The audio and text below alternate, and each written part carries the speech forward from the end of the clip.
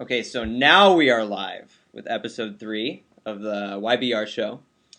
And the topic was withdrawals, and a lot of people have asked for this. There must have been like 4 or 5 people in the thread that were asking for it, so which is nice. It's nice when we open it up like this, and then we can just talk about what people actually want to hear. So we got the usual people. Jeff's here. Yo, how's it going? That was so smooth. Sorry, continue. Apeman's here. Heyo.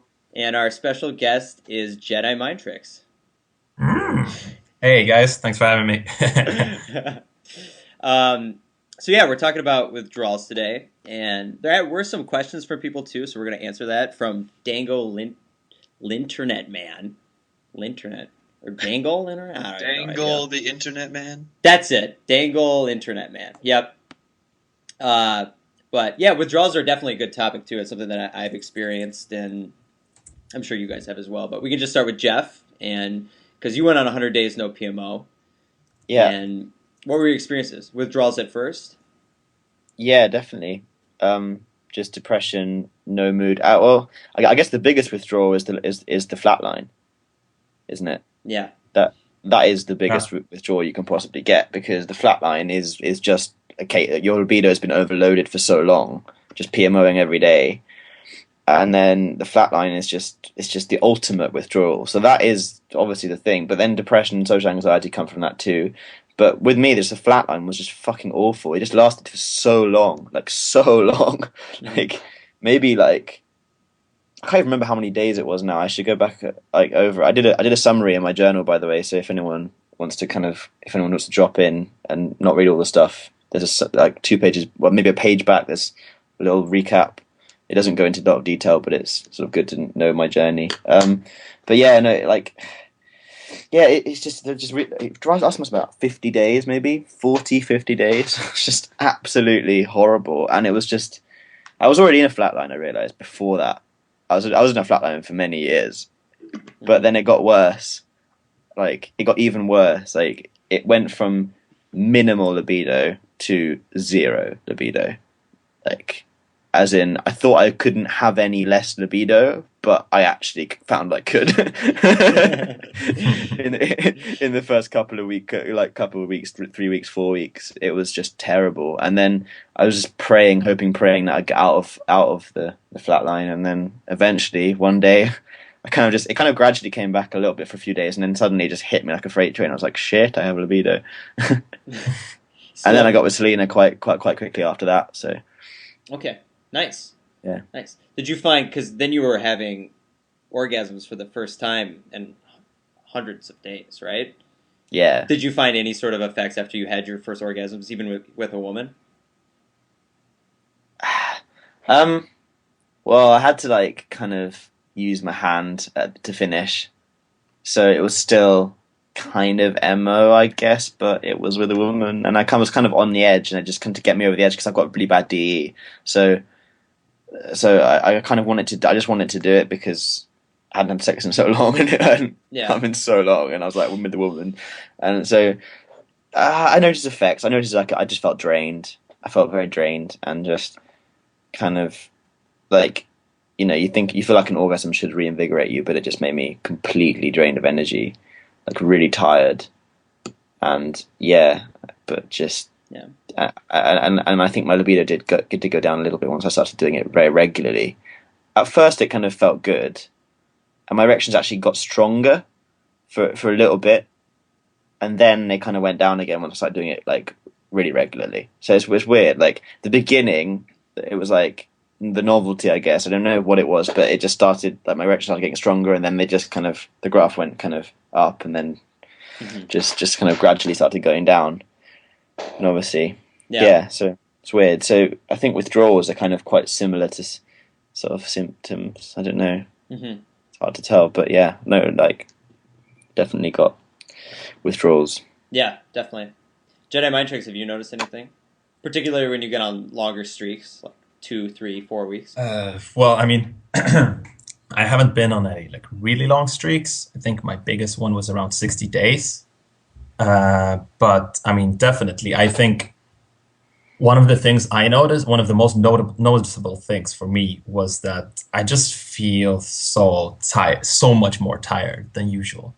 Like the brain fog, I feel like a quarter human, like some days recently.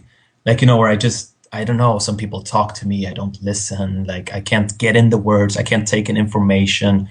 I don't remember stuff. Like lately, I've noticed sometimes like that people tell me stuff and they have to keep telling me. And then they tell me about something they do and I forget it. And I'm usually like very good with this stuff. And I've noticed that. And my force powers aren't as good as they used to be. I try to force push someone and I barely nudge them. This is why you should lift now, If you're losing the power of the force, you need to lift, bro. I've always used the force. So I never needed a strong body. But times they are a-changing. Strong body, strong mind. Definitely. But seriously, I've noticed like tiredness is a big thing for me. Tiredness of my mind and body. That I feel like I feel like lacking motivation. Like I don't want to do certain stuff. I need so much more to actually get something done. Like and procrastination, which I think always has been a problem for me. But I also think, way back that it's always been a problem for me because I've always been fapping and stuff. I think it definitely ties together. Then maybe I'm just like more leaning towards being a procrastinator. I don't know if that's true. And then I think the depression also and I think not that I'm like depressed or anything, but I've noticed that like when I do stuff that makes you a little bit more depressed, it just amplifies it. Like when I'm with my withdrawals, like let's say I drink, I wake up hungover. And then I wake up and I barely want to get out of bed and I feel like really depressed then, which usually I just feel like a tiny bit of depression. That's a really good point. Yeah. So I think like the withdrawals also can amplify your other negative parts of your life. 100%. Yeah, I agree with that. Like the negative things in your life are actually a lot harder to deal with, no matter what it is. Yeah. I feel that way. I'm like really bad with change. Like if I get 6 hours of sleep, sometimes, especially in like the height of my withdrawals, it just wasn't enough. Like no, definitely. Yes. Yeah. Lack of sleep like fucks you over. Yeah. When you're on withdrawals, you just need you need to be so careful with what you intake into your body as well. Like I find any alcohol. Like, at one point when I was really in withdrawal as well. Actually, that would be what it is. I just realized. You guys just helped me realize that. Thank you. When I was drinking, like when I drink and I was having withdrawals, my hangovers would be 2-day long awful hangovers. But the other day when I got drunk, like I didn't really feel that hungover because I think maybe because I drank lots of water, but B because I actually wasn't having withdrawals at the time. So I think when you're having kind of withdrawals or cravings or whatever, don't drink. But then it's so hard to know when the cravings are going to come because they might come in the height of your kind of when you're drunk. You might just have a craving then. So don't drink. And it's also like when you feel bad, I think you tend to drink more. That's the thing, it's like such a negative spiral. It's like when you feel bad, you shouldn't drink, but that's when you want to drink. Yeah. And then that leads to like a worse hangover, which leads to feeling bad, which leads to a relapse or some other shit, So that's that's a dangerous thing. Absolutely. Definitely. Yeah. Definitely. Apeman, what do you think? Well, listening to Jeff and listening to the Jedi, Jeff talks about a cessation of libido for those first couple weeks, and the Jedi talks about a lethargy and a depression. And Jedi, is that for you? What's the time frame there? As in, how long is it? A continuous sort of streak of depression, or is it these sporadic things? What's it like? No, I think generally it's like I think it's very early stage where I feel like that. It doesn't because I think that once I've been on like a little bit longer streaks, I feel a lot better, and I think it's more consistent then. But of course, I have bad days sometimes. But like the first 2 weeks are usually the ones where I feel worse mentally. Yeah. But then I don't know if that's a withdrawal symptom or if that's just like what do you call it? Like a consequence of relapsing and just feeling tired. And I don't know if it's a withdrawal symptom because withdrawals usually, I think they come up after like a longer while of being away from it. I'm not really sure. but it's definitely a bad thing that comes out of being away from the drug. So Yeah. But yeah, it's early stage for me.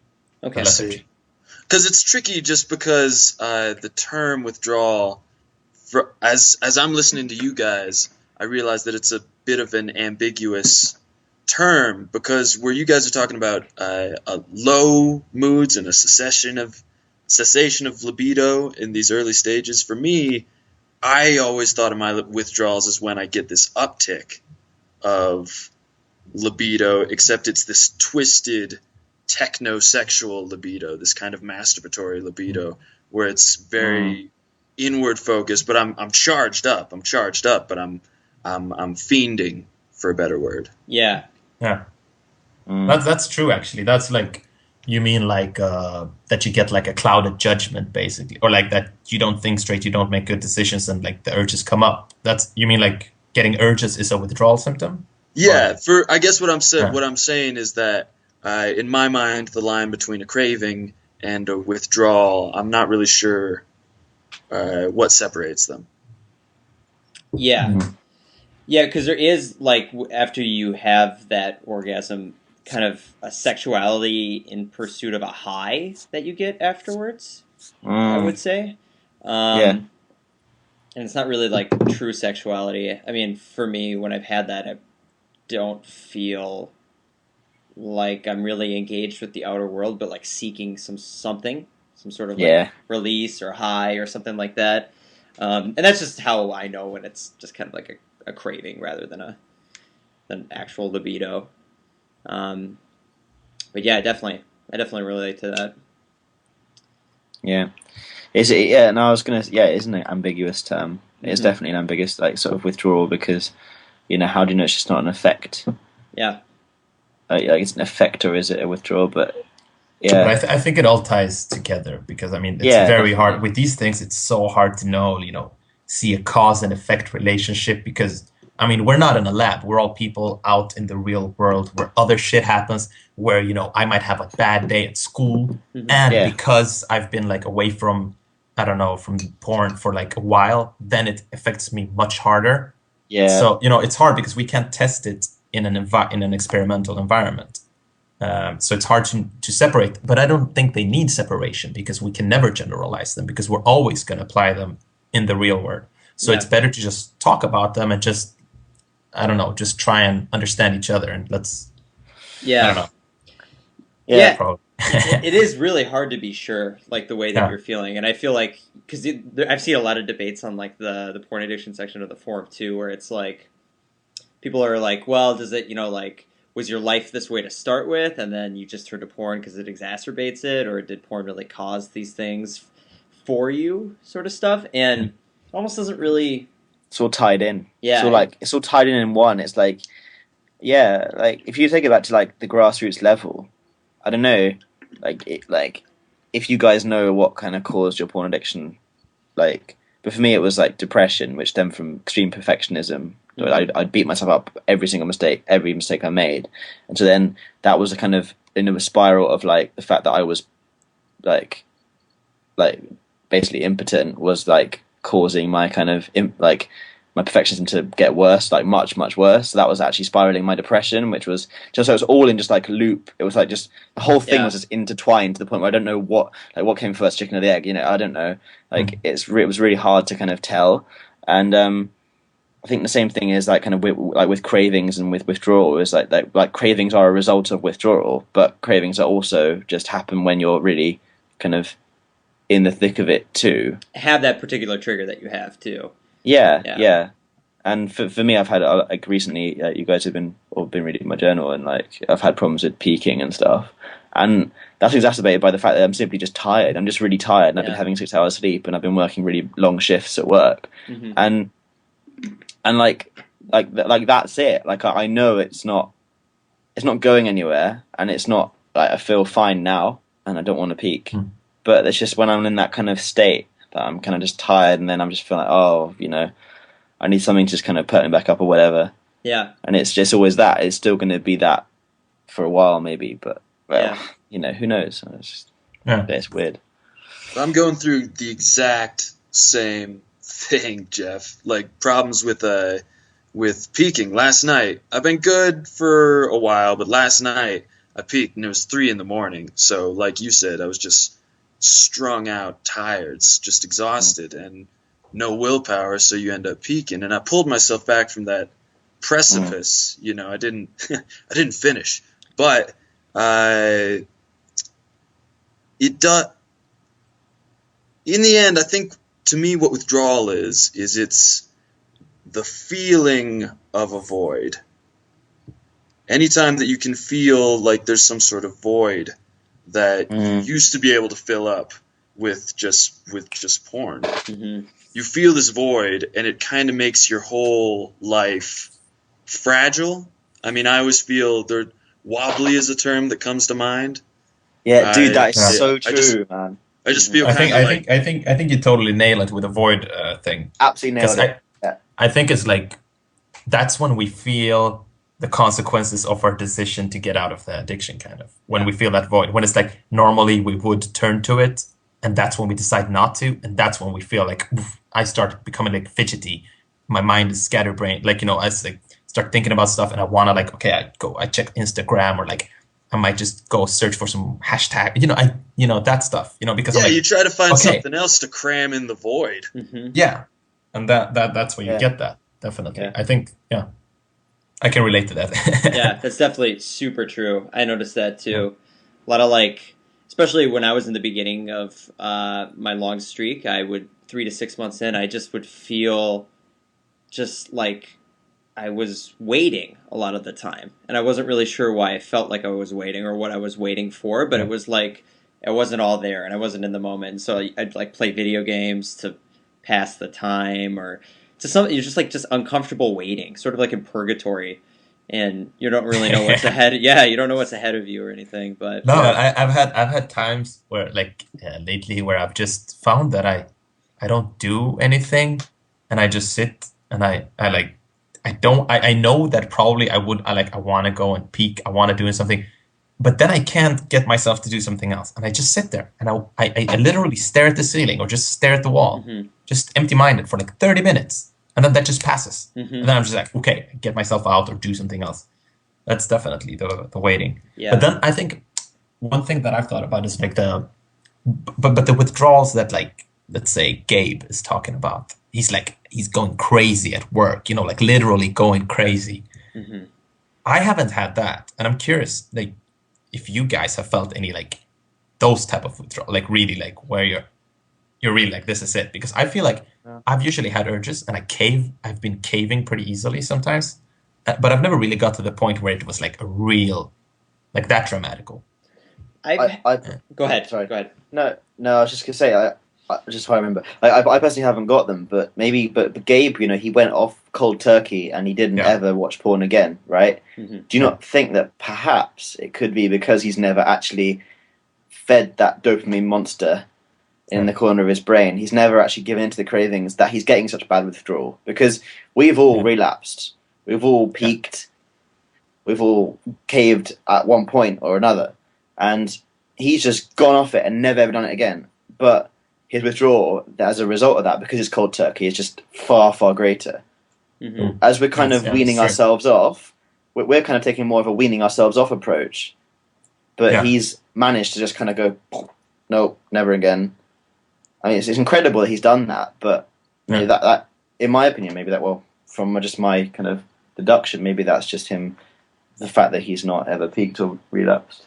I can say that the hardest points for me, and the things that felt most withdrawal-like, happened in the first 3 months of no PMO. And I felt like tons of anxiety, and I just had anxiety that I never had before in my life. So I kind of just pointed to porn for that. I've never had a panic attack before, and then I quit porn. So I was like, that kind of adds up. And then after that was when I was rewiring with my girlfriend and reintroducing orgasms into my life, 9 months after not having one. And I had really just bad brain fog and just horrible anxiety, like inexplicable anxiety for no reason. And I hadn't had that in 6 months. So when I think about withdrawals, I feel like it's this idea of it's like, yeah, you have like this vacancy in your brain, and it's rewiring your brain not to pay attention to that thing anymore. And that can be kind of like a stressful and dramatic thing sometimes. And I don't know why. I guess I don't know the neuroscience behind it, but I don't even know if what I was having at the 9-month to 12-month point was withdrawals. It was just a lot of just like anxiety about this sort of stuff. And part of it was porn related, I'm sure, but it comes back to this kind of really hard to define thing that Apeman was talking about. I think one day it will all be clear. Yeah, Sure. keep those fingers 10 crossed. years from now. Until that day. Yeah. Yeah. So wait, for a guy like me who's unfamiliar with Gabe's story, fill me in. What was going on with his withdrawals? He was going crazy. What was he doing? Yeah. He murdered somebody? No. He just had so he quit porn and he hasn't looked at it since. I think it's been close to 3 years now. Good on him. Yeah. Oh yeah. He's done a great job. It's kind of a role model for a lot of people. But he said around the 3-month point he was just having like anger and an anxiety attack at work, and he like stormed out of his work or something like that. I don't know the exact story.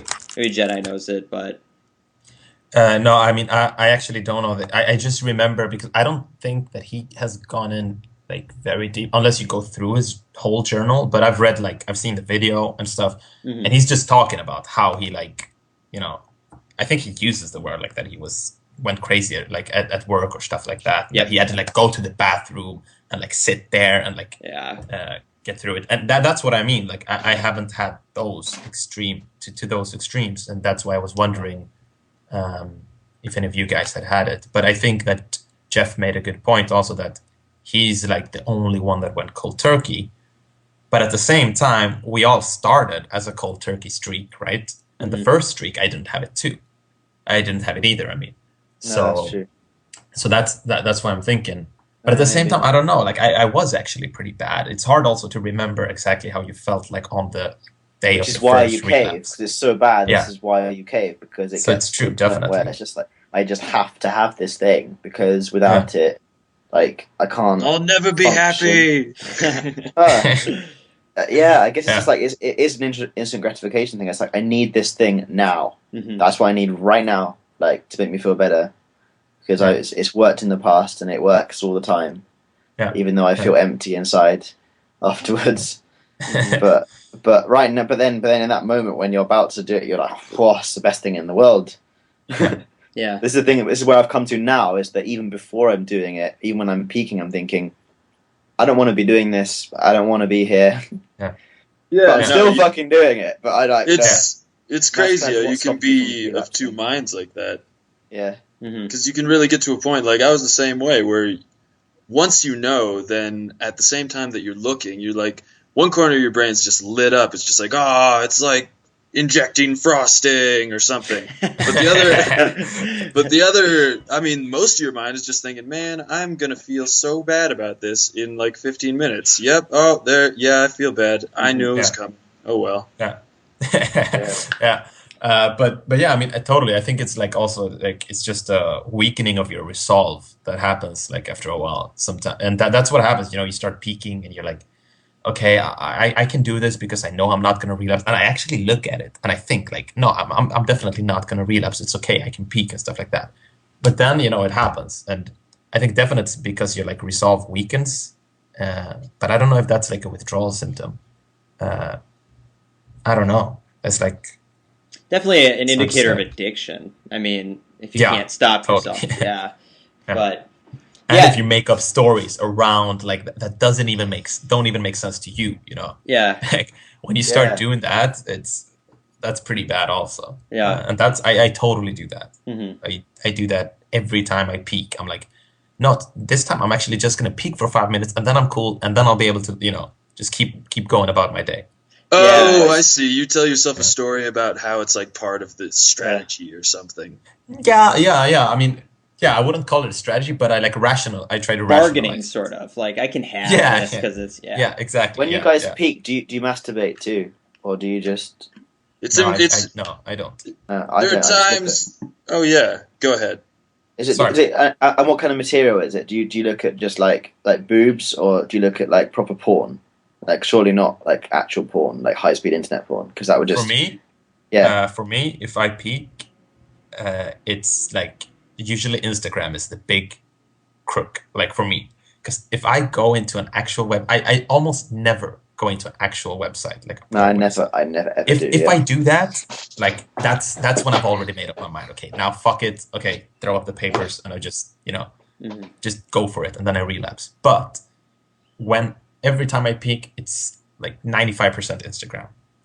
I sit on Instagram, I look at the feed, and then I look at the Explore tab. There's something there, like some exciting thing, because the random pictures.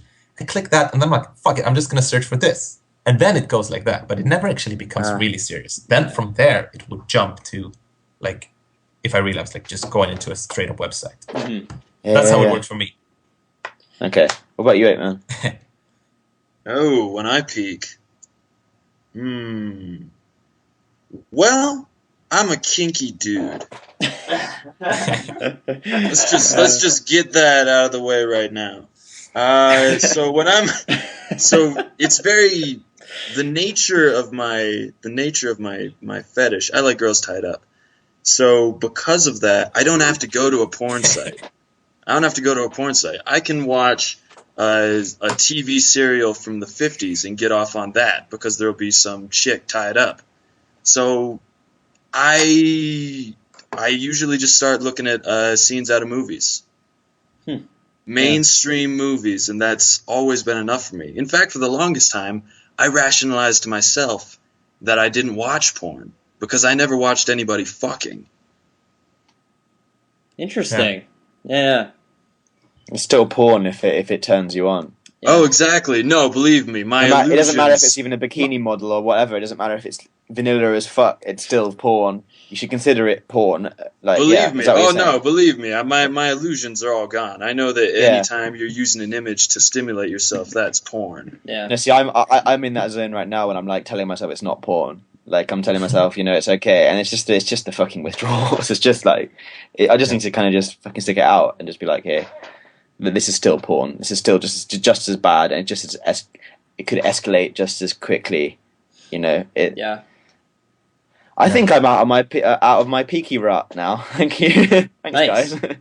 How about peaking, Matt?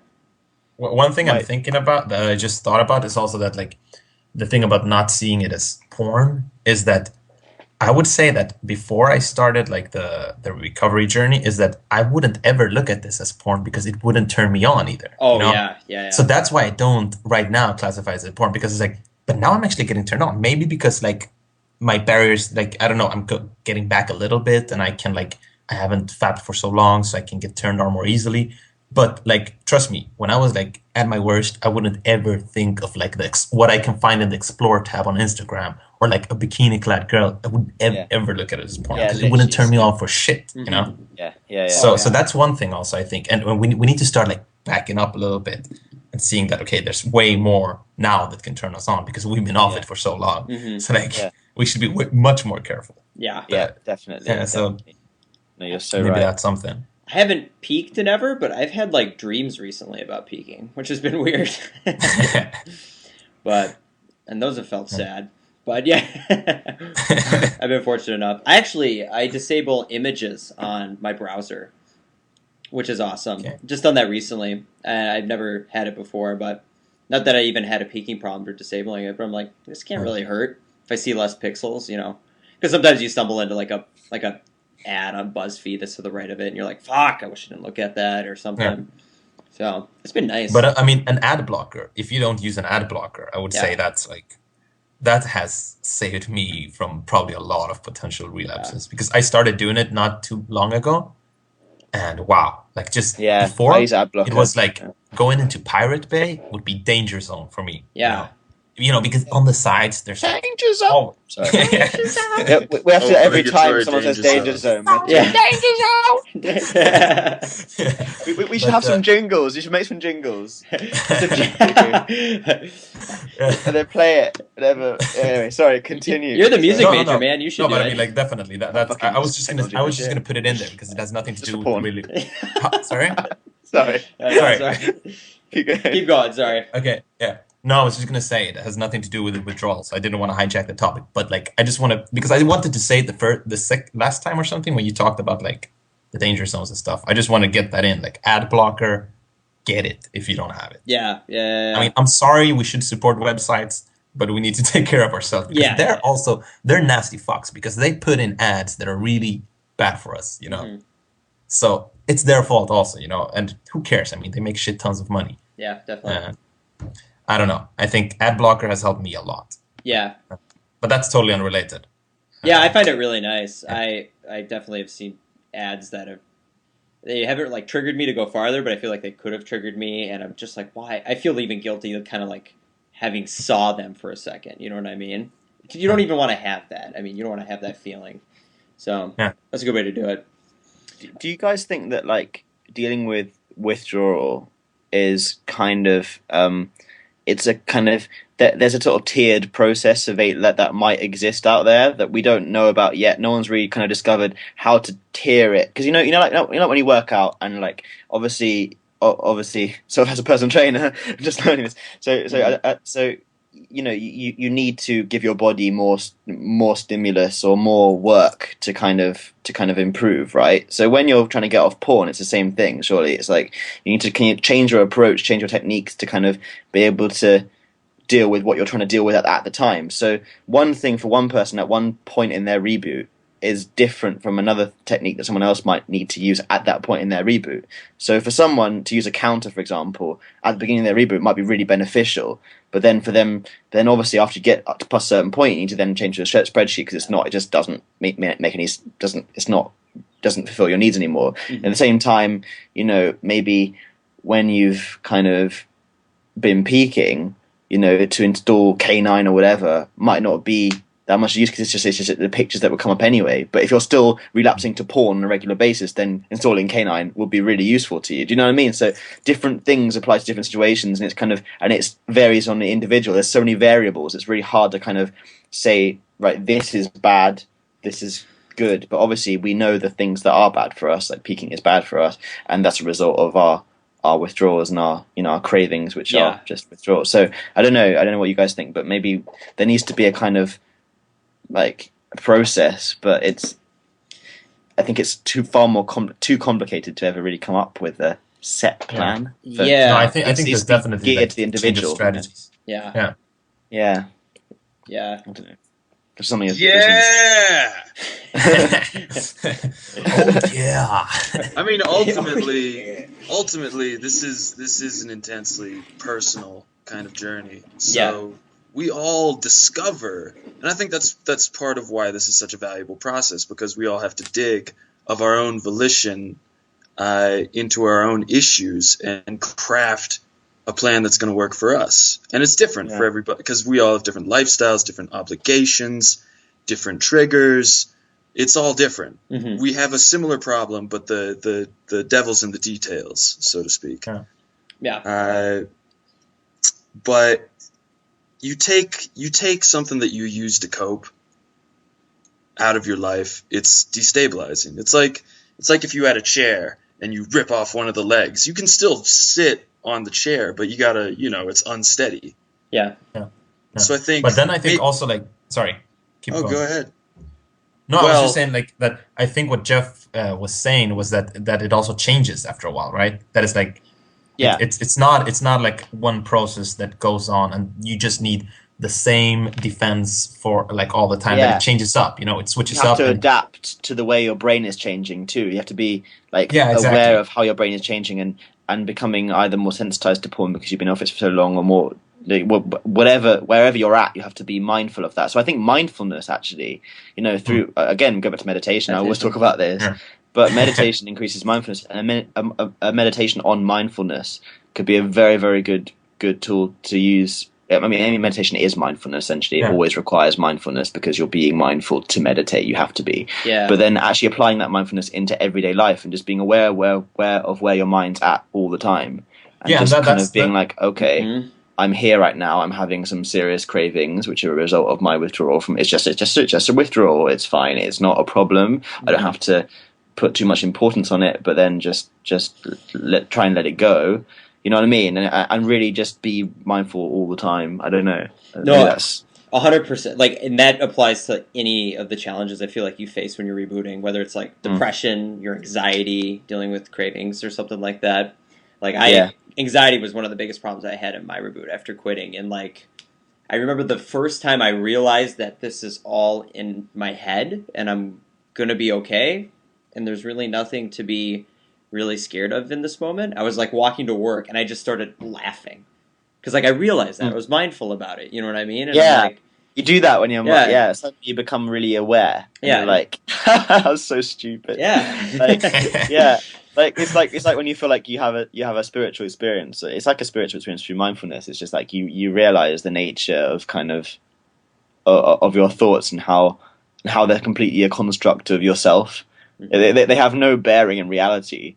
They're simply a construct of your own mind. Your mind is extremely powerful, and we just don't know how powerful it is. Yeah. And so we just kind of think, poor little me, I'm at the end of this big kind of, this big world, this big scary world that's pushing me about. But actually, you're pushing you about, like, and no one else is. Yeah. Like, if you react to someone in a certain way, it's completely your decision at the end of the day. I mean, you can get really stuck into a rut of like thinking I can't get out, and that's what addiction is. That's what depression is. It's an addiction to certain feelings, certain thought process, which are genuinely really, really, like, as we all know, fucking hard to break and almost impossible.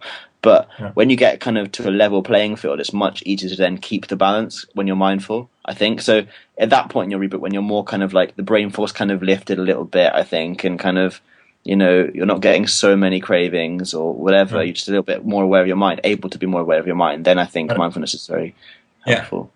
And I think just that the thing that you say about being mindful is like noticing the changes is also like we should use the withdrawals like in a positive way, because the withdrawals are also like an early warning system.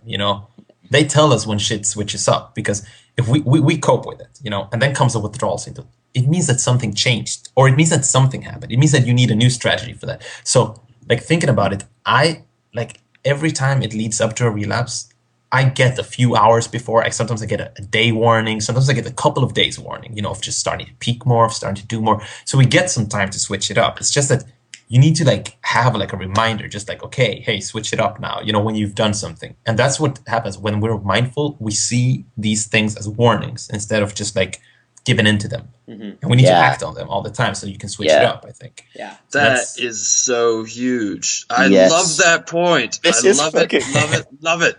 Because you're right. You do get this warning system. A relapse doesn't come.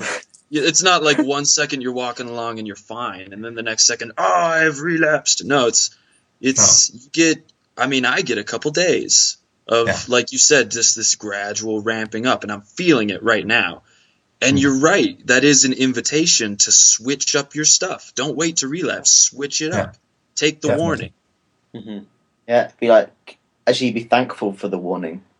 Yeah. Absolutely. Because it would be worse if it came out of nowhere. Yeah, definitely. I think that's also like that's a thing that we can turn it if we turn it into, like I said, and now in a reply to Apeman, like if we turn everything into a learning experience, we never have to regret anything. But too many times it always leads to a relapse before we turn it into a learning experience. And I get that, because it's hard to get the new cravings that you've never had before and change it up, because you've never had them before, so you don't know how to handle it. But at the same time, we're also getting lazy, because we're like, when we don't have problems, we're just riding on and get the warnings, and we're like, fuck it, I haven't relapsed. Then when we get the relapse, that's when we they rethink everything and redo it. And this is where this is extremely applicable to every single aspect of life, because it's not something even supposedly some of the most intelligent individuals, politicians, for example, I don't want to get too political, but it's something that a lot of people who are in high positions don't do. They don't have that gift of foresight. They don't see a warning sign and think, okay, we're going to change our strategy here. Look at how dependent we are on oil. Sweden has recently, started to cut down completely. They want to be off oil oil, was it by, I don't know, within 20, 30 years, something like that? Oh, man, don't look at me. Yeah. I just anyway. Expert on Sweden.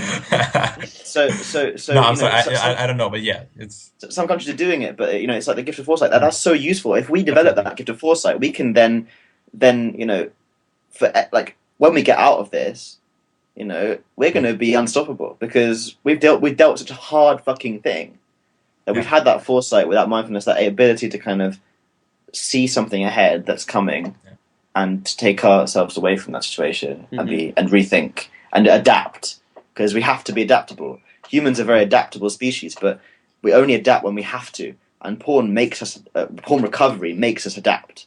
Yeah, and it's so easy to not understand, if you're not practicing mindfulness, what an urge is. You know what I mean? Yeah. You don't identify the urge. You don't know when the urge is happening. You just kind of like give into it and do it. At least that's the way I was when I was like in the height of my PMO. But then once you start to quit and you realize there's urges, you know in your brain that that's where it is, and like that's a thing. And like Apeman said in the last episode, I mean, really, what do you do after that? You just do nothing. Like, you don't do anything. Don't MO. Yeah. And it's so much easier to do when you know that's going on in your head, Yeah. Mm-hmm. And the second you start to slip with your mindfulness, then then it kind of slips, and you get out of practice with it. And your meditation as well, like my meditation hasn't been going so well recently, and as a result, almost like a direct correlation, I've been tired, I haven't had time to put my meditation in the day, and as a result, I've been peaking. If I start meditating, sleeping better, not working, like having a bit more time to myself to just meditate and just cleanse all the shit, then I'm more mindful as a result of that, and then I don't relapse, I just don't peak. Then what I wanted to just throw in there is that you haven't meditated for a while is also an early warning that some need, like, actually, because we think that, okay, I haven't meditated and now it leads to other stuff, but also that you haven't meditated could be a consequence also, like a withdrawal, like something like that, and that's also an early warning. It's like, is it a consequence, shit, I've been slacking with my meditation, now I need to like put the heavy artillery in, Yeah. So Maybe. right. Okay, should we do some of these questions? We're already at 42 minutes. Let's check these out. Yeah. Okay. Check the mail, man. Check the mail. Mail time. Oh, yeah. It's the postman. Okay, so let's do tax dollars at work. Yeah, tax dollars. Yeah, the government funds this porn addict show. Okay, so Dangle Internet Man, he had 3 questions. They're actually pretty good. They're like general withdrawal questions. So the first one was, Apeman, if you want to answer this one. How long have withdrawals lasted for each of you guys? Well, I guess all of us should. Weeks, months? Do they linger for a long while or just abruptly stop? Oh, man. All right. This question is difficult to answer because of the ambiguity of A withdrawal. of what a withdrawal is. Yep. I'm going to give an unpopular answer. I'm going to say it never goes away. I always have that little hole, that void. It's just there, and I try to. You can fill it with stuff. Mm-hmm. I fill it with meditation. I fill it with time in the gym. But those pegs don't quite fit the hole yet. I have faith that if I work and I build and I make a daily practice of doing these things, that one day they're gonna fit, Yeah. But for me, it's never gone away. Yeah. For me, that void was filled when I did that 90 to 100 day no, like that void felt filled. I was so on top of the world. I just felt like I completely, everything in balance. Everything was in control. I wasn't working too hard. I wasn't working too little. I was working the perfect amount. I was, everything was just sort of just there where it should be. The superpowers that people. The superpowers, the superpowers. That's the second question, by the way. But yeah. Okay. Yeah. But the superpowers are the same thing. The superpowers are just balance. Yeah. Superpowers are just like having ability to just kind of foresight and just see that find that balance. It's great. So it's worth it. It's worth just a bit of withdrawal just to get to that stage again. Yeah. Jedi, how about you? I think that, as I said, I think that the lethargy that we talked about I've like, as I said, first of all, my longest streak is like 60 days, so I can't say how long it lasts and stuff like that. I think that the lethargy is very early, and for me, it goes away after like 2 weeks, and I feel a little bit better. But I mean, it's also gradual disappearance. I mean, I'm still like lethargic, and but after like a month or something, I think I feel like pretty back to normal. And then like stuff like the flatline, that's like that can go on forever until maybe you owe or until something else happens. Like sometimes you need to switch. Sometimes that thing is so deceptive that I don't even dare to give you an answer because it's. I know I said that everyone. I know I said my flatline lasted maybe 2-3 weeks. In hindsight now, like remembering now, I think it was like more like 2 months, 2.5 months, maybe 3 months even. Yeah. Like I had a flatline. And even when you have a flatline, you have different varying levels of the flatline. It's not just like flatline equals 0 libido. Sometimes you have a little bit of a libido, but it's very slight. And then so other days you have no libido, other days you have slightly more, and the next day it can just go away again. So flatline is kind of a very kind of ambiguous term as well. So it's all just really fucking ambiguous. So I like for me right now I feel like I'm a bit flatlined, but I kind of did a bit of maybe almost rewiring yesterday. Kind of just a bit of cuddling and stuff, and I felt a little bit less flatline, but I still felt like kind of that porny sort of like shitty libido kind of coming in a little bit. So you know, you never know, a bit of both, and probably and then more. It's also porny. like I think that with the flatline stuff, I mean, we're not going to go too much into it because we can talk forever. Flatline is like the subject of like the forums that people ask about. But I think that. What about it is that sometimes you don't know that it's over until like it's like it ends with something happening, like a switch. Like sometimes I think it's just going on forever, and then if something didn't happen, it would keep going on. Like, you know, I think I'm in a flatline, but then like I talk to a girl, and maybe like she's really close to me, and I just start feeling something, you know, just switches on from nothing, like from out of fucking nowhere, you know. So it's. Like some symptoms last. I think some symptoms last for specific times, and some symptoms are like triggered. You know that they can switch on and they can switch off by certain triggers. Yep. So it's different with all the withdrawals, and it's different for every person. But as I said, like the lethargy for me is early on. I'd say in my experience, I've felt that I felt 2 instances where I felt completely recovered with no withdrawals and the libido was normal, and those were like kind of those 2 superpower instances that I talked in other episodes about, where I didn't feel as shitty as I felt when I quit porn, or as shitty as I felt the 5 years where my porn use was escalating. I felt like better. I felt like good, you know what I mean, the way I felt when I was a little boy again, sort of. But those were like fading, and the orgasms that I had made them go away really fast. But I think everybody can get to that point. The problem is for a lot of us who are, and I think everybody here is under 25, right? Correct. Yeah. It just takes a lot longer. I mean, to just completely get yourself out of that, the state where the porn is in the void of your head, and it's still that void sort of thing.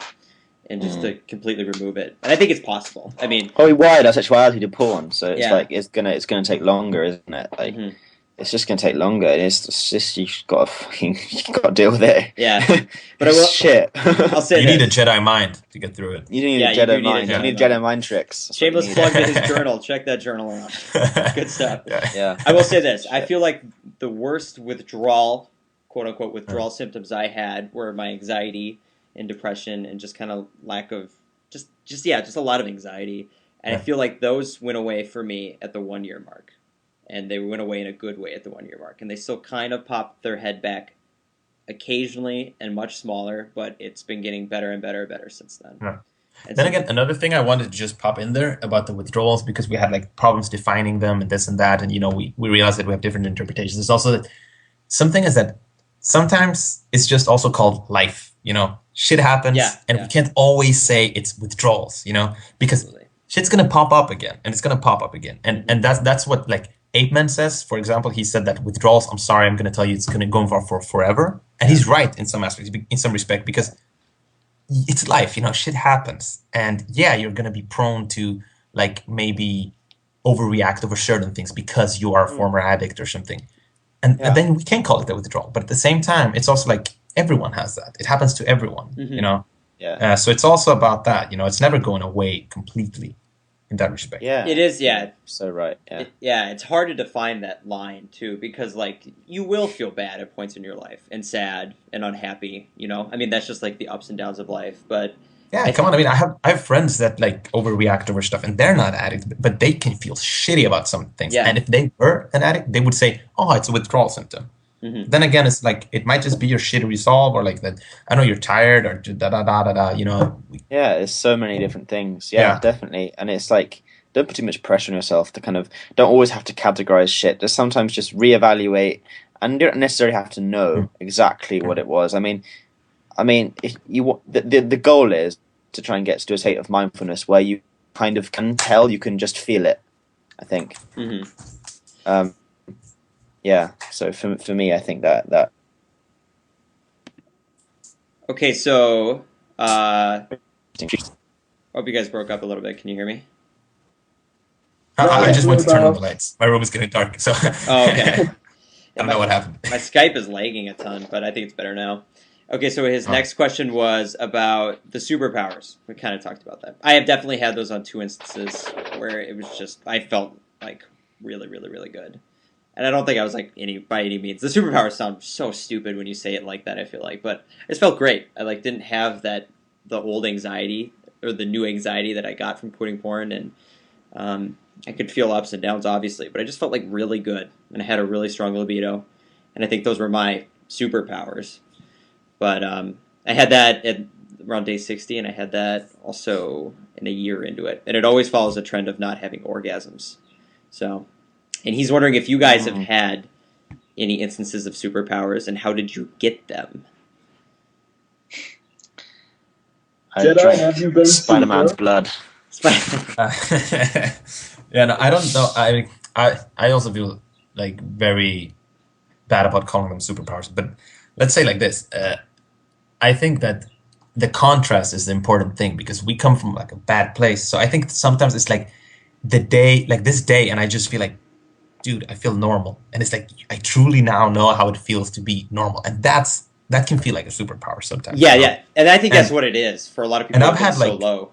Yeah, and I've had like friends that have been depressed. And like one example was like they switched the med up and they got like a good medication. And they're like, dude, this, like, I woke up today and I feel normal. And they almost cry because it's like, I didn't know I could feel like this. And to them, it's a superpower. I mean, totally. I can see it. Like, it's such a change. It's like they can do anything now. Yeah. But it's actually just feeling like being in balance, and being normal. And that I've had days that I've like sorry, I was just gonna tie it together that like I haven't had days with superpower, but I have had days that are just like everything just worked, and that's it for me. Yeah. Mm-hmm. Yeah. Yep. Sorry. That's a good answer. Yeah, definitely. But is feeling normal? Like, what is like what do normal people feel? Like, do they feel imbalance? Like, a lot of people I know who would I'd probably say feel normal. I don't know how they feel inside. Like, do they feel normal? Are they imbalanced? They have other problems. Like, they go out drinking. Like, a lot of people, like all of us, are kind of the age where people go out and kind of binge drink and stuff. All of us like do that from time to time, or have done that. Have friends who do it regularly, and that's a problem. That's a societal problem. It's a personality. It's a problem of kind of resolve, and it doesn't really do anything. It doesn't really get you. Yeah, it could be fun from time to time. People do it. People do it a lot. Some people, Yeah. And that's a problem. But is that balanced? But they would consider themselves normal. So.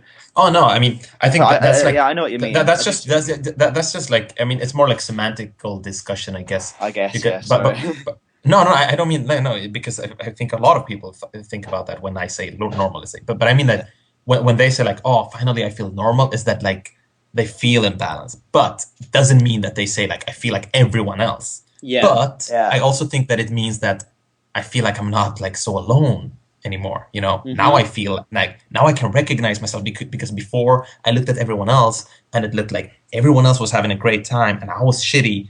And now I feel more like not alone. Like, now I feel more like a part of that, Yeah. I know what you mean. Like I know so what you mean. That's probably. Yeah.